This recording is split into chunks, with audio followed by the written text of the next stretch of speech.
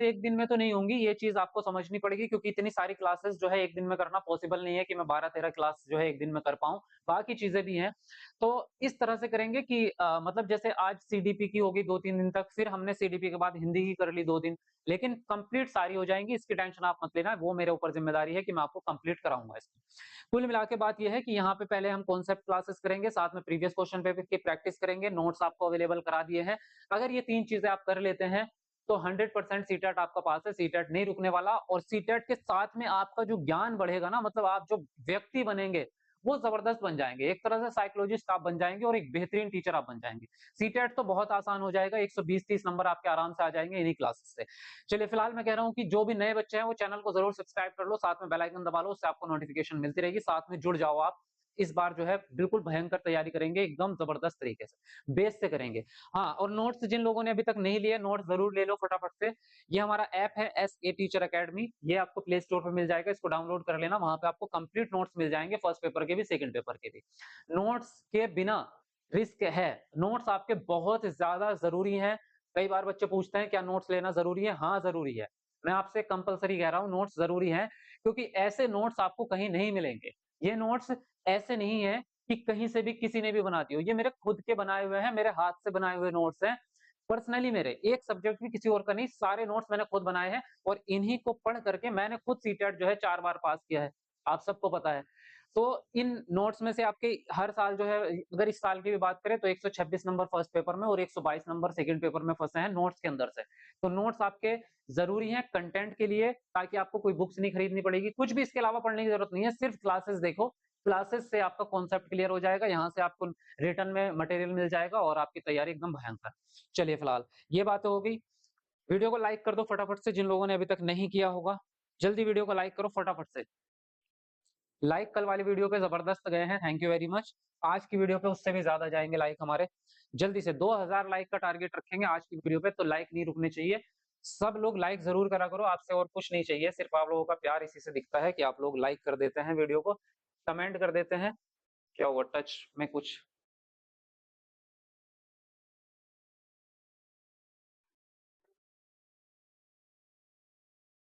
हाँ, चलिए। तो देखो हमने जो कल पढ़ लिया था अगर हम उसकी बात करें, तो हमने कल एक तो ये पढ़ा था विकास होता क्या है, उसके कौन-कौन से आयाम होते हैं, ये हमने कल पढ़ लिया था। विकास की अवस्थाएँ हमने पढ़ ली थी और विकास की अवस्थाओं के अंदर कौन-कौन सी विशेषता होती हैं, वो सब पढ़ लिया था हमने। आज जो पढ़ा रहे हैं हम, सबसे पहले पढ़ेंगे वृद्धि और विकास में क्या अंतर है, शॉर्टकट में ही समझ लेंगे इसको आसान तरीके से। देखो, वृद्धि क्या है? ग्रोथ जो है वो फिजिकल है, मतलब आपके शरीर के में जो बदलाव होता है। जैसे हमने विकास में पढ़ा ना, विकास जो है वो हमारे शरीर के, शरीर भी नहीं कहा उसने, जो अरस्तू की परिभाषा मैंने कल आपको बताई थी, विकास क्या है? विकास किसी भी व्यक्ति के आंतरिक और बाह्य, यानी कि इंटरनल एंड एक्सटर्नल कारकों में होने वाला परिवर्तन है। तो आंतरिक परिवर्तन सारे विकास के अंदर आएंगे, बाह्य परिवर्तन जो दिख रहे हैं सामने से वो ही आपका ग्रोथ है। यानी कि कुल मिला के अगर हम ये कहें, फिजिकल चेंजिंग जो भी होती है, हमारे शरीर में जो भी बदलाव हो रहे हैं वो ग्रोथ है।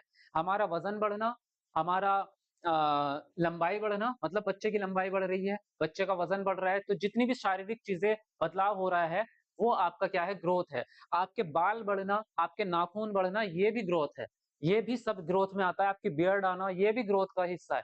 शारीरिक रूप से जितने चेंजेस चेंजेस हो रहे हैं वो सब ग्रोथ के अंदर आते हैं।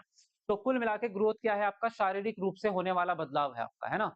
तो एक अंतर ये भी कर सकते हैं, अगर मैं इसको इस तरह से डिफाइन करूँ, तो एक तरह से ये कह सकते हैं हम, शारीरिक बदलाव है आपका, ठीक है? ग्रोथ जो है वो आपका शारीरिक बदलाव है। विकास क्या है? विकास आपका शारीरिक और प्लस मानसिक, शारीरिक प्लस मानसिक प्लस व्यवहारात्मक भी कह सकते हैं इसको, व्यवहारात्मक भी कह सकते हैं। ये तीनों ही प्रकार के बदलाव होंगे आपके किसमें? विकास में। क्योंकि शारीरिक इसलिए कि जो हमारे शारीरिक परिवर्तन हो रहा है, वो शारीरिक विकास है। तो फिजिकल भी दिखता है आपका डेवलपमेंट जो है। उसी प्रकार से जैसे मोटर स्किल्स है जो कि आगे पढ़ने वाले हैं हम, हमारे गामक कौशल, हम गतिशील जब होते हैं, भागना, दौड़ना या चीज़ों को पकड़ना, ग्रिप बनाना, पहले क्या होता था? पहले बचपन में जब बच्चा छोटा है तो वो एक पेंसिल को भी नहीं पकड़ सकता हाथ से, है ना? फिर उसके बाद में धीरे-धीरे वो पेन को पकड़ना सीखता है, लिखना सीखता है, पेंटिंग बनाना सीखता है। काम करना सीखता है, सिलाई करना मान लो, बुनाई करना हाथ से, वो सारी चीज़ें मोटर स्किल्स में आ रही हैं। ये भी सब डेवलपमेंट है, तो विकास का हिस्सा है। मानसिक आपकी सारी चीज़ें जैसे कॉग्निटिव डेवलपमेंट हो गया, आपके सोचने-समझने की शक्ति, याद रखने की क्षमता और आपका व्यवहार करना, समाज में किस तरह से कैसे किससे बात करनी है, वो सारी चीज़ें आ गई आपके विकास के अंदर। तो कुल मिला के अगर हम कहें, तो वृद्धि जो है वो एक छोटे पैमाने पे है, यानी कि एक भाग है इसका, ये आपका सीमित है, एक तरह से अगर हम कहें ये सीमित है और ये आपका जो है, ये आपका व्यापक है। व्यापक मतलब बड़ा, विकास का क्षेत्र जो है बड़ा है, वृद्धि का क्षेत्र जो है वो छोटा है। फिर उसके बाद में अगर इस दोनों में एक और अंतर करना चाहें तो वो सिंपल जो सबसे ज़्यादा सटीक अंतर है जो देख सकते हैं आप, वो ये है कि आपका जो है वृद्धि परिमाणात्मक होती है। परिमाणात्मक मतलब उसको कहते हैं जो मीज़र किया जा सके। तो ये मीज़रेबल है आपकी, जो आपकी वृद्धि है वो नाप सकते हैं आप। कैसे? बच्चे की लंबाई नाप सकते हैं, बच्चा अभी जो है 2 फीट का है, फिर 2 फीट 3 इंच का हो गया, फिर 3 फीट का, फिर 4 फीट का, फिर 5 फीट का। तो क्या है बच्चा जो है वृद्धि कर रहा है, तो उसको नापा जा सकता है। उसी प्रकार से वज़न में अगर उसके बदलाव हो रहा है, तो अभी 5 किलो का बच्चा है, फिर 10 किलो का, फिर 15 किलो का, उसके वज़न को भी नाप सकते हैं। साफ-सुथरे तरीके से आप जो है वृद्धि को नाप सकते हैं। तो ये परिमाणात्मक है और विकास जो है परिमाणात्मक भी है प्लस गुणात्मक भी है। ये क्या है? परिमाणात्मक भी है और प्लस में आपका गुणात्मक भी है, क्योंकि केवल परिमाणात्मक नहीं हो सकता। विकास के बारे में जब भी अगर आपके प्रश्न आएगा, तो विकास में जो ऑप्शन दिए होंगे, तो परिमाणात्मक तथा गुणात्मक या मानसिक, तो ये दोनों प्रकार से होगा, क्योंकि इसको आप नाप भी सकते हैं। अब नापने का क्या है, कुछ चीज़ें नाप सकते हैं, जैसे कि आपकी आईक्यू लेवल नाप सकते हैं आप, आपका संज्ञानात्मक क्षमता, इस तरह की चीज़ें, प्रॉब्लम सॉल्विंग कर रहे हैं तो आप अपना टैलेंट नाप सकते हैं और कुछ चीज़ें जैसे कि शारीरिक विकास है। अगर मैं आपसे एक और वे में बताऊँ तो जो वृद्धि है, वृद्धि ही शारीरिक विकास है। जो शारीरिक विकास है वही आपकी वृद्धि है, लेकिन 100% नहीं है। 100% क्यों नहीं है? क्योंकि वृद्धि में केवल शरीर की बढ़ोतरी आती है, केवल जो शरीर बड़ा हो रहा है, वो आएगा वृद्धि के अंदर, ग्रोथ के अंदर।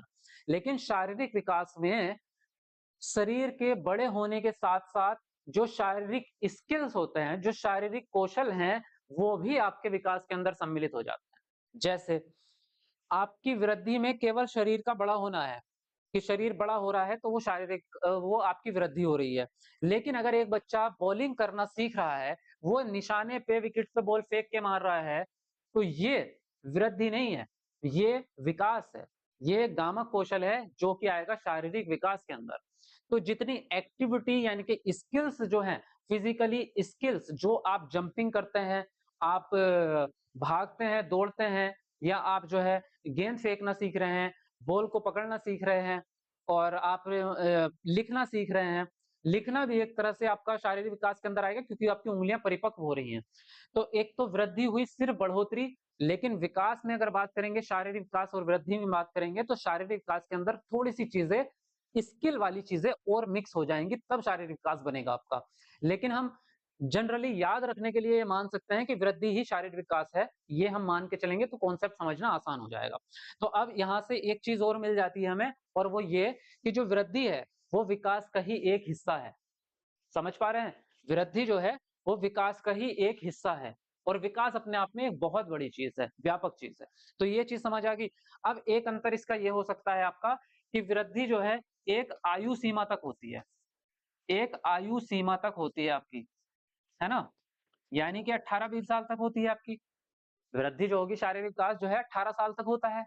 डॉक्टरी अगर मेडिकली जाने हम, कुछ बच्चों का 20 साल तक होता है, 20 साल, 21 साल तक होता है कुछ मैक्सिमम।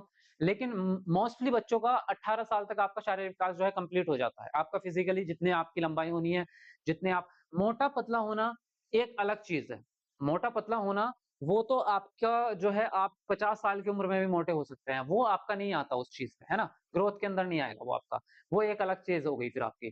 तो फिजिकल डेवलपमेंट 18 साल की उम्र तक खत्म हो जाएगा, वृद्धि जो है, वृद्धि आपकी एक आयु सीमा तक पूरी हो जाएगी।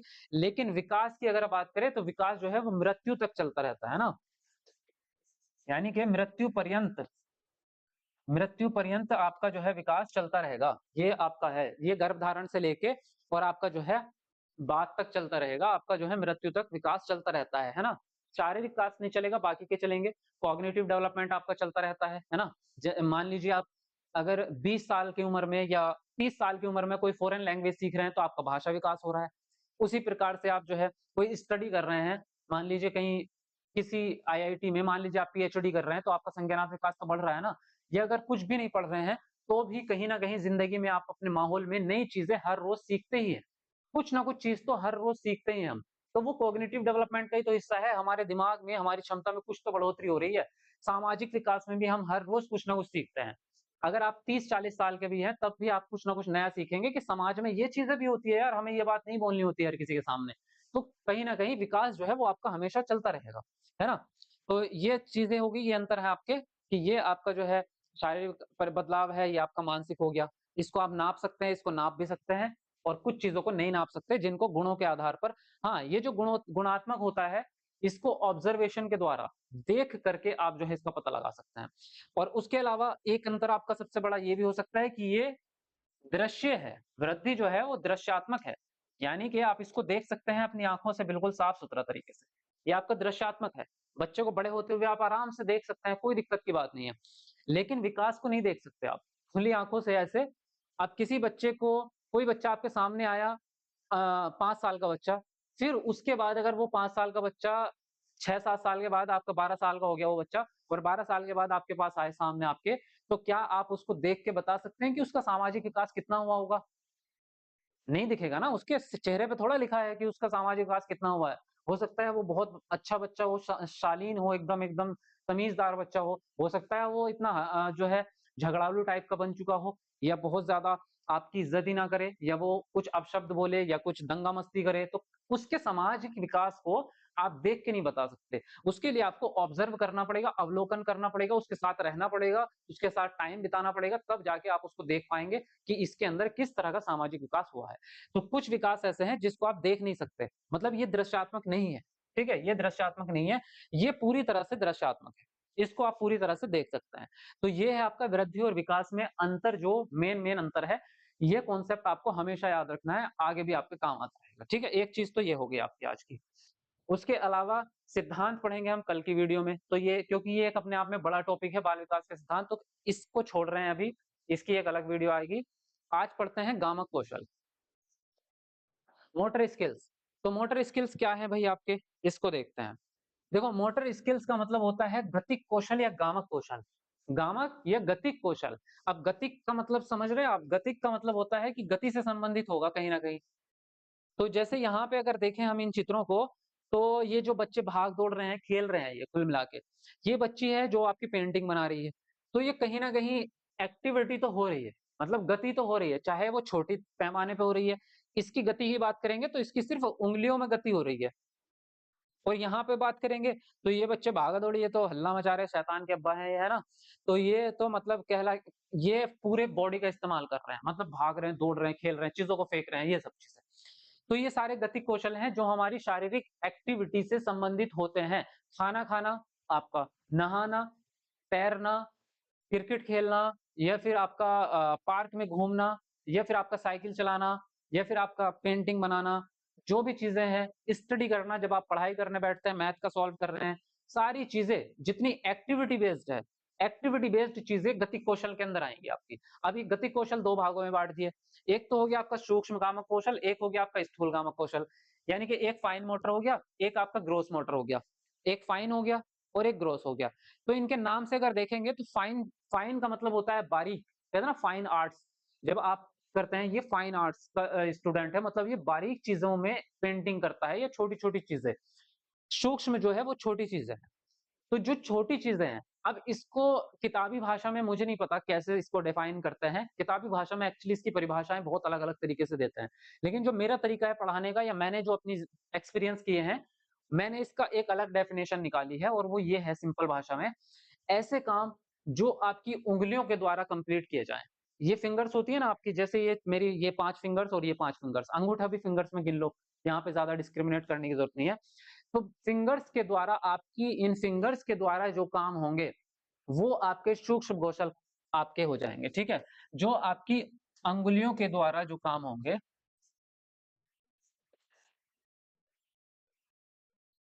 वो आपके सारे किस में आ जाएंगे, सूक्ष्म गामक कौशल में आ जाएंगे।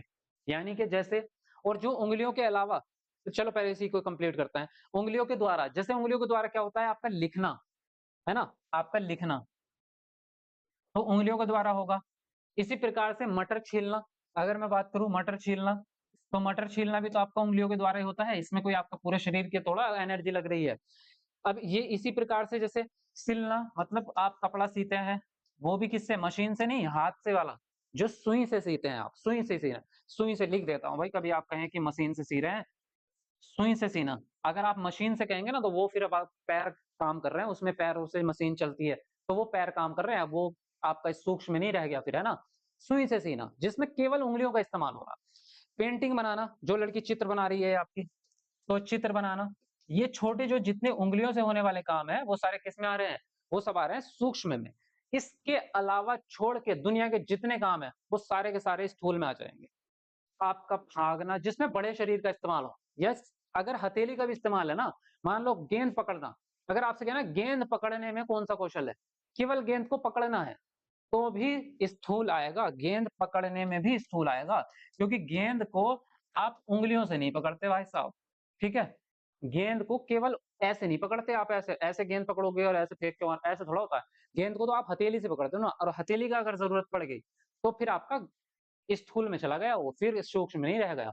इसी प्रकार से बैटिंग करना या भागना, साइकिलिंग करना, खाना बनाना, सारे के सारे कौशल, यहाँ तक के सोना, सोना भी आपका सूक्ष्म कौशल है, क्योंकि पूरा शरीर है भाई आपका सो रहा, तो जिसमें पूरे शरीर का इस्तेमाल हो जाए, पूरे शरीर का या शरीर के बड़े अंगों का, ठीक है, पूरे शरीर का या शरीर के बड़े अंगों का,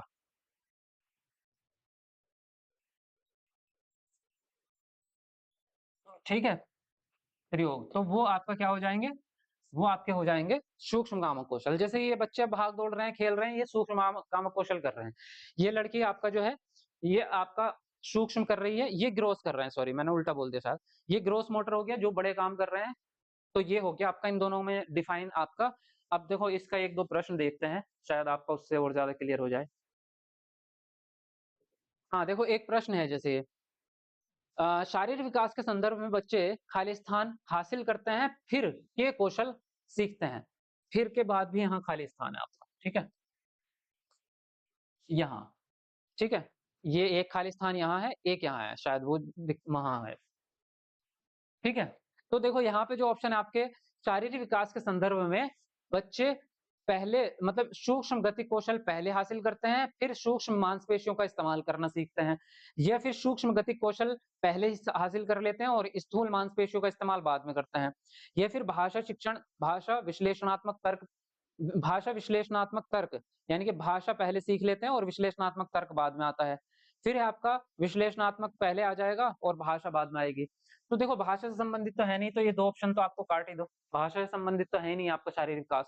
तो शारीरिक विकास में बच्चा पहले जो सीखता है, पहले सीखता है बड़े काम, यानी कि जो आपके शरीर के बड़े अंग हैं उनको चलाना पहले सीखता है ना। बच्चा जैसे जब पैदा हुआ तो वो अपने पूरे हाथों को तो चला लेता है, मतलब शोल्डर से ऐसे ऐसे ऐसे हिल लेता है वो अपनी बॉडी को, लेकिन वो पेंसिल नहीं पकड़ सकता। एक मान लीजिए 3 महीने का बच्चा है, 3-4 महीने का बच्चा है, तो वो पेंसिल नहीं पकड़ सकता ना, ऐसे पकड़ने में उसको कम से कम 1.5 साल का बच्चा जो है वो पेंसिल को पकड़ना सीखता है, अगर देखा जाए जनरली।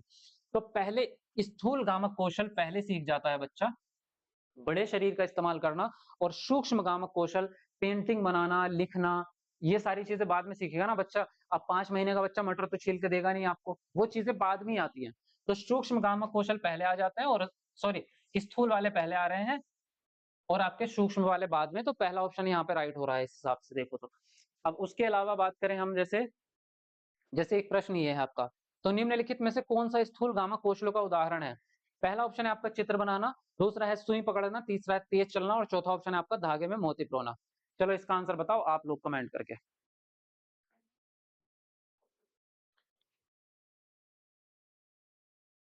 चलो इसका आंसर बता देना आप लोग, और बाकी इस क्लास के लिए इतना काफी है, क्योंकि अब नया टॉपिक स्टार्ट करना है, इस क्लास में मजा नहीं आएगा, नए टॉपिक की नई वीडियो बनाएंगे। तो इस वीडियो को लाइक कर दो दबा के जल्दी से, जिन लोगों ने अभी तक नहीं किया।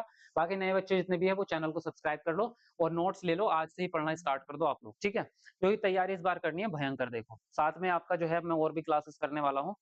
तो ये ऐप डाउनलोड कर लो आप लोग और ये आपको प्ले स्टोर पे मिल जाएगा ऐसे टीचर अकेडमी नाम से, ठीक है? तो यहाँ से आप कर लो, बाकी क्लासेस देखते रहो। प्रीवियस क्वेश्चन पेपर देखना है तो उसके लिए भी यही सर्च कर लेना, सीटेट प्रीवियस पेपर सर्च कर लेना, ठीक है? CTET previous year question paper लिख के सर्च कर लेना, तो देखो यहाँ पे आ जाएगा आपको सामने, ये रहा। ये पूरी मैराथन क्लासेस आ गई आपके सामने, थंबनेल देख लो ध्यान से, फोटो मेरा लगा होगा उस पे, वो ध्यान से देख लेना। बाकी ये है देखो प्रीवियस क्वेश्चन पेपर की मैराथन क्लास है, तो यहाँ से आप प्रीवियस वाली क्लास भी देख सकते हैं, ठीक है? चलो बस इस वीडियो में इतना ही काफ़ी है, जो भी कुछ होगा अगर आपका तो कमेंट करके बताना ज़रूर मुझे कैसी लगी वीडियो, ठीक है? कमेंट आपका बहुत वैल्यूएबल होता है, मुझे उससे मोटिवेशन मिलता है, अगली वीडियो बनाने के लिए फीडबैक मिलता है।